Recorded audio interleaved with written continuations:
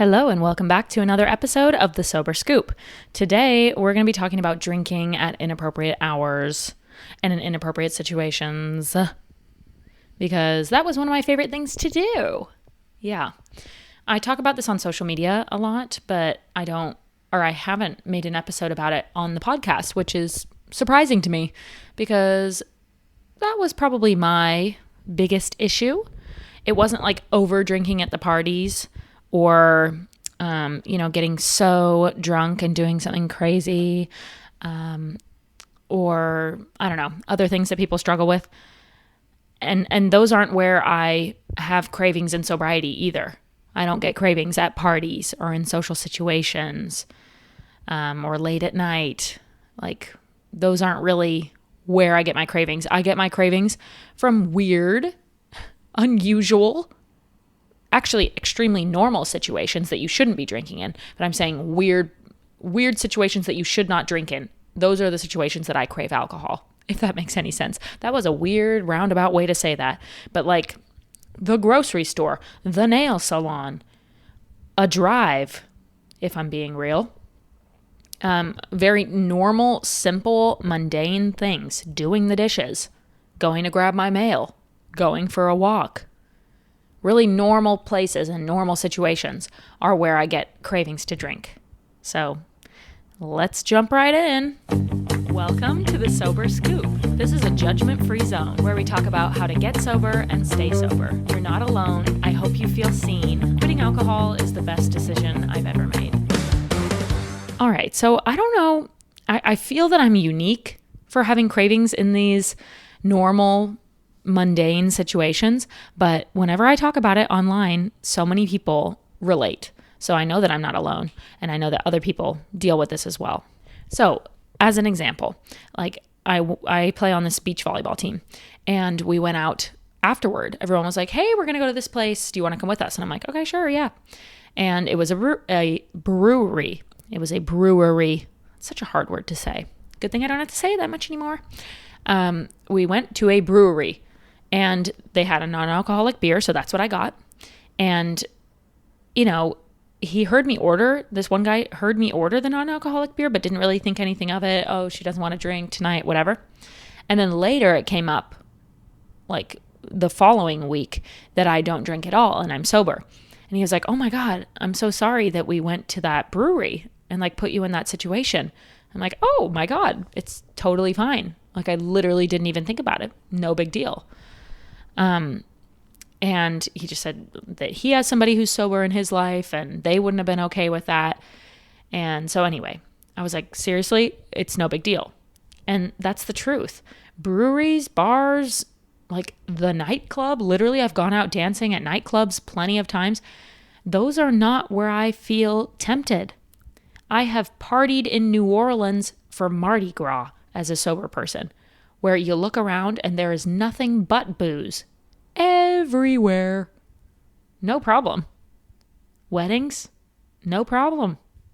Bachelorette parties? No problem. For me personally, I know everyone has their own journey, so I'm just touching on this in case anybody else is in my same boat. Those are not where I feel tempted. Where I feel tempted is the most simple tasks ever. Like, literally, I'll be in the cereal aisle at the grocery store and be like, oh my God, it'd be hilarious if I was drunk right now. Like, I don't actually think, oh, it would be hilarious if I was drunk, but I think to myself, the old me would have found it so funny if I was drunk in this situation. It's a very weird feeling to describe because it is almost like a humor thing. Or maybe it's this kick that I get out of knowing that I've drank and nobody else does, like almost hiding a secret. And that's kind of exciting. Like, I am literally drunk right now walking through the store and nobody knows it and nobody would expect it. I think that's what was thrilling or exciting for me too, is that no one would expect that you're drunk. So they assume that you're not, obviously. Like, if you are, walking out of a bar, people assume that you're drunk, right? If you're being stupid and walking out of a bar, or being overly social, overly touchy, and you're walking out of a bar, people are like, oh, she's drunk. But if you are being overly social at the grocery store, maybe you're being really outgoing with the cashier and like getting out of your shell, people are not assuming that you're drunk. They're assuming that you are a personable human and you're a good conversationalist or something. I don't know. I like got a kick out of the fact that people were perceiving me as sober, but I was my drunk self, which was more outgoing, which wasn't as afraid of societal norms and things like that. Now I'm more comfortable with all that stuff after a year of sobriety, but like when I was a drinker, my sober self was a shell. Like I did not go out of my shell to talk to people, especially not strangers. Like I would wear sunglasses and a hat in a grocery store literally just so I would not have to engage with anybody. Like clearly I am not looking to talk to people when I wear something like that. I didn't wear sunglasses, but like I would wear like a big sweatshirt and a hat or something. Like I would just want to be unapproachable. And then I would drink and I would be more outgoing. I would talk to strangers. I would connect with people. And I loved that people thought that was actually just me. Because of course I'm not drunk at 10 a.m. in the morning at the grocery store. Nobody else is, obviously. That would be crazy.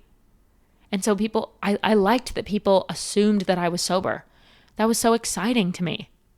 I don't know why it was like funny or exciting. I'm trying to deduce that while I go through this episode as well. But I'm not alone because a lot of people mention that they also got a kick out of drinking in inappropriate situations.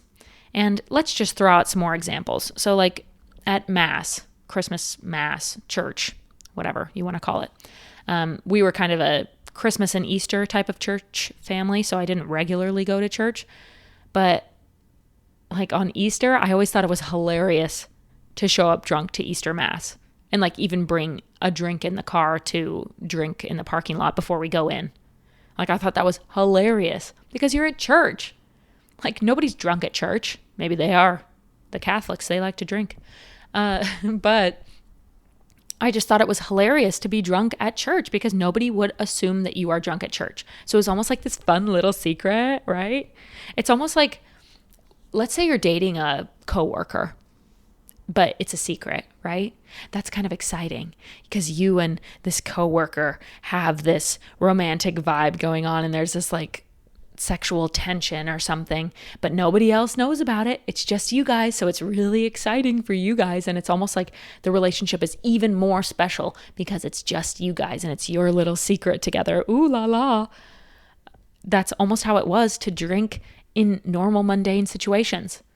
Nobody else knows that I'm drunk in the grocery store or at the nail salon or at church. Nobody else knows, just me. How exciting. I don't know. Maybe that was part of the lore. I don't know. So the nail salon, by the way, I used to take to-go cups from fast food places. My favorite place to get them from was Subway. I would make sure that they are a fast food place that has opaque to-go cups, like not clear. If you go to the gas station to get your to-go cup, they do clear cups. They do have the coffee cups, which you could use, but I used to actually get the drink. So I would get a soda and then use the empty cup for my alcoholic beverage so that nobody knew. So I didn't like to get the opaque warm drink cups from the gas station because that means I would have had a coffee or a hot chocolate. And that's gross to put alcohol on top of, right? Hopefully that makes sense. But anyway, I had all these crazy formulas and processes for drinking in secret. So I didn't often get my cups from the gas station because the cold drink cups are clear and the hot drink cups, I didn't want to get a hot drink in them because that would be gross to pour alcohol into afterward. So I went to fast food places like Subway where they have the white cups and I would pour a White Claw or a beer, usually about a beer and a half fits into one of those. I would pour that in and drink my beer out of a straw in the to-go cup. And that's how I could take my drink with me anywhere I wanted. The nail salon was so fun for me to drink in, if I'm being honest. Like while I'm getting my nails done, I'm also getting drunk and these ladies don't know it. Or maybe they do know it and they literally don't care. That's the other thing too, is like they literally wouldn't have cared, the nail ladies that I went to. But I'm sitting there drinking away. I specifically remember one time where I was traveling in Austin for work by myself, and I went to go get my nails done before a photo shoot. And back to the gas station to-go cups. I did get a giant gas station to-go cup, like the big gulp type of thing, so it's clear. And that's when I would opt to get the White Claw. And I would use like the leftover ice from my soda, and I would put White Claw into that. I'm telling you, I literally had my process for everything. So if the only thing I had was a gas station as an option for a cup, then I would get White Claw instead of beer because that looks clear, like a water or a, Sprite or something like that. I literally had my process for everything. So there's another one. Anyway, so I was in Austin, got a giant big gulp from the gas station and filled it with White Claw and took it to the nail salon to get my nails done. And I was like hammered in there because I was just walking too. I was walking from my hotel. So yeah, I was just like drinking so much at that place. Ugh, so many memories like that, honestly. I have so many memories like that. So yeah, it was so enticing for me to drink in mundane situations, and it is now in sobriety the only time that I feel tempted to drink is in situations where it would be funny to be drinking. I was literally at the hospital not long ago, and there was like a really long wait. And I was thinking to myself, this would be so funny if I was just drunk at the hospital. You know that I used to drink before my knee appointments? Because most of you probably don't know this, but about a year and a half ago, I got surgery to repair my ACL in my knee because I tore my ACL playing volleyball. And so I had to go to so many knee appointments and physical therapy, and I showed up drunk to those appointments. How crazy, right? So I used to show up to every knee appointment having drank before I arrived. I mean, that was like one of the most depressing situations in my life, this knee injury. When you go from being somebody who is mobile and active and like able to use their body in every way to then instantly being bedridden and like every task is difficult. Every single task was hard.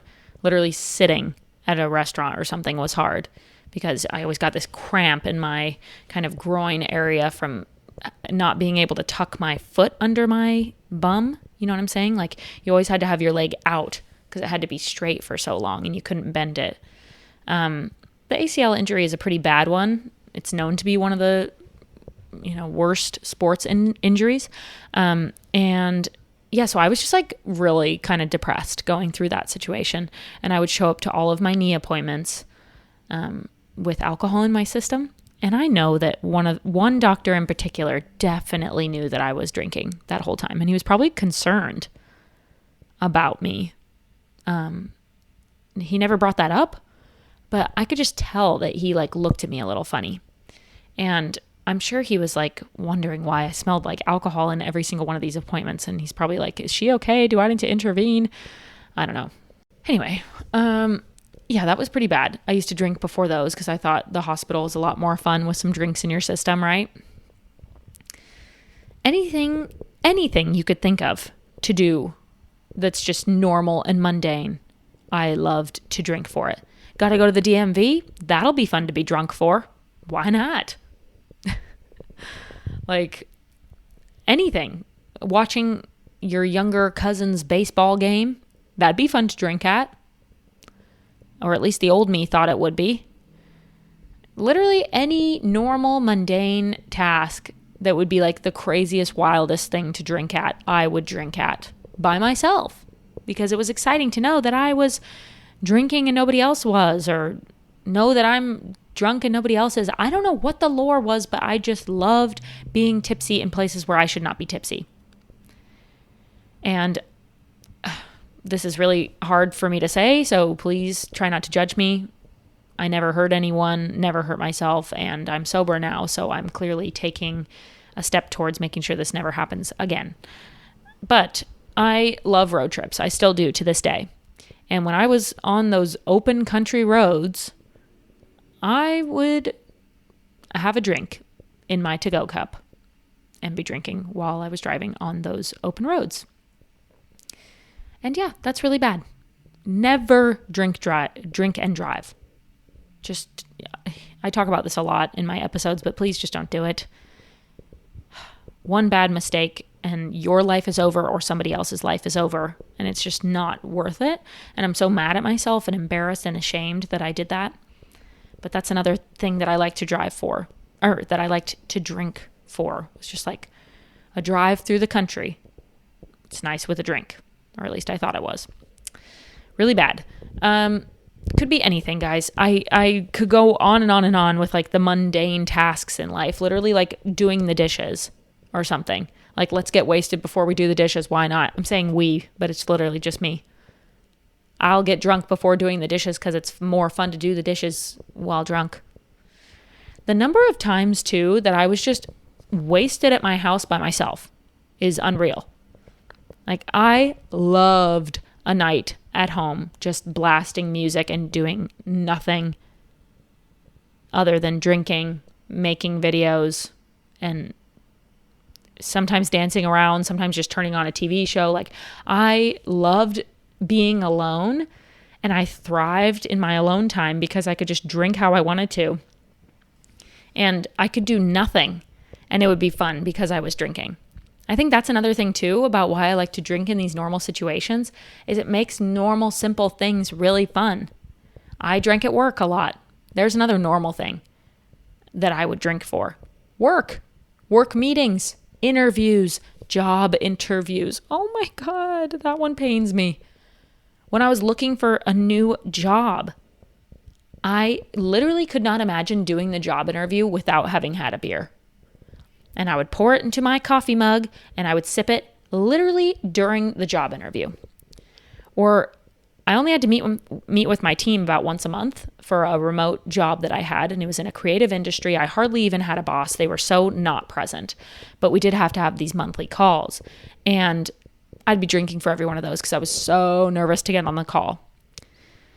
That's the other cool thing about sobriety, is that anything that you would be nervous for, or like, I'm not outgoing enough, or anything like that, you don't need alcohol anymore to get through those situations, because it's almost like you've developed the skills to exist in this world as a sober person, but also your body and your chemicals have evened out, and you don't get that high level of anxiety anymore. Because think about it. Let's say you have regular anxiety, a normal level of nervousness and anxiety, and then you drink heavy, heavy amounts of alcohol. Your threshold just got lower because like you're constantly chilling yourself out. So that is your normal state now. And so anything that's slightly anxiety inducing, like a social interaction or a job interview or something of that nature, a team meeting that you're leading, anything that's nerve-wracking, now you're not able to handle that. You don't have the skills to handle that anymore because you're so used to being at this really even keel, absolutely no anxiety or nerves whatsoever. And so something's brought into your life that's a little bit anxiety inducing, and all of a sudden you're like, I cannot handle that without a drink. That would be crazy. But in sobriety, your threshold's higher for anxiety and nerves. When nerve-wracking things happen, yes, I still get nervous, but I have the skills and just the mental capacity to handle those nerve-wracking situations. I've learned tactics to deal with that stuff, like breathing methods. And in my opinion, the best anxiety management strategy is writing everything down and being literally over-prepared. I mean, what a great way to fix your nerves is become so prepared that you have less to be nervous about. So in sobriety, you're kind of forced to learn those things. And you also, like I said, just naturally in your body, in your nervous system, you have a higher threshold for anxiety-inducing situations. And you're able to handle more, which is really, really cool. So anyway, hopefully, or not hopefully, I'm sure that there's somebody out there that relates to this. And I'm sorry that you do relate to this. But sometimes I feel like alcoholism, or like having an alcohol problem, is so heavily focused on like getting really, really drunk and like partying hard and all that stuff. And I loved to drink in just normal situations, and I would have a 2-beer buzz where like you hardly even knew that I was drinking. And that's how I like to be. I like to just live life through drunk eyes. How lame is that? And I think that's why morning drinking was so fun for me too, is because like who would be drinking in the morning? Nobody. But I am. And it felt like some sort of fun little secret that I was hiding. Nobody else is drunk, just me. When I'm going to get the mail and I'm saying hi to the neighbor, like they don't know that I have had 4 drinks already. I don't know what it was. It was excitement. It was this fun secret, like I mentioned, with if you're dating a coworker or something, like edgy. Ooh, I don't know. But those are the cravings that I have now in sobriety as well. And I will feel the cravings come on at such random times. Like I did get fast food the other day and I got one of those cups and I thought like, oh my God, it would be funny to put beer in here after, or White Claw. Like I'm not going to do it, but I thought to myself, that's what I would have done. On the golf course just the other day, like for example, a craving that happened the other day, I was on the golf course and we had a 7:24 tee time. And on like the second hole, we see the beverage cart starting to come out already. So it's like 7:40 and the beverage cart is out. And I was like, the old me would have loved to get a drink in this situation because it's a place where it's quote unquote socially acceptable to drink. Like all bets are off at the golf course in the airport, I swear. Or at least that's how I felt. And then I was like, oh, it'd be funny to be drunk in the morning. I just thought it would be fun or silly to like catch a buzz in the morning. How funny, 7:45 a.m. and I'm getting a drink like that. That would have been me for sure. And those are kind of what I notice in sobrieties. I'm like, that would have been the decision that I made. That would have been funny. I'm not actually going to do it. I'm not actually tempted to do it, but I think to myself, that would have been me. How crazy. So that's me. Little insight into the times that I do have cravings, because the cravings are less, but they still happen for sure. They really do. And I come on social media especially and talk about sobriety in such a positive light. And even on this podcast, I talk about it in a pretty positive way, all in all. But I still do battle cravings. And like I said, they're different. They're not cravings to drink, but they're reminders that I used to drink in that way. And I don't think that'll ever go away. I think I'll always remember, ooh, I would have drank in that situation. And it's just something I'll have to deal with. So I wonder if anybody else out there feels the same way. Maybe you. If it's you, leave a comment. Tell me about your experience. And before you leave, before we finish the episode, if you could please leave a rating or a review wherever you're listening, that would be wonderful. I would really, really appreciate it. Gold star, love you. And if you haven't joined our Facebook support group yet, the link is in the description as always. And I will see you for the next episode. Bye.